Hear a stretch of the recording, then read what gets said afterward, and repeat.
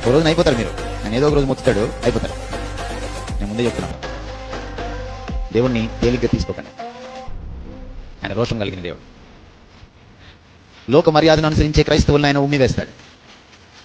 జాగ్రత్త. అక్కడ ఒక కాలు, ఇక్కడ ఒక కాలు వేద్దాం అనుకుంటే అవదు. కాంప్రమైజ్ అయ్యేవాడు కాదు. ఇంటికి వెళ్ళిన తర్వాత మీ భార్యని అడిగి చూడండి, పర్లేదా ఇంకేమైనా నేను పక్కన డాష్ డాష్ డాష్ ఏమనుకోగా అని అడిగి చూడండి, ఏమంటుంది ఆవిడ? డాష్ తీసుకొని కొడతానంటుందా? మీరు అడిగి చూడండి ఊరికే. భార్యకి ఎంత రోషం ఉంటే దేవుడికి ఎంత రోషం ఉండాలి అర్థం చేసుకోండి. నిష్ఠగా బ్రతకాలనుకుంటేనే క్రైస్తవురాలుగా ఉండు, లేకపోతే రిజైన్ చేసి వెళ్ళిపో, అవసరం లేదు ఇక్కడ. That's all. అనిష్ట కావాల్సిందే. నిజమైన క్రైస్తవుడు, నిజమైన క్రైస్తవురాలు, ఈ జీవం గల దేవుణ్ణి, అద్వితీయమైన దేవుణ్ణి ఆరాధించేటువంటి ఆరాధకురాలు లోక మర్యాదను అనుసరించలేదు. సాధ్యం కాదు. ఎందుకంటే ఈయన అద్వితీయుడు. ఈయనకు కష్టం కలిగించేది ఏది మనం చేయలేం. చేసామా మనం ఆరాధకులమో?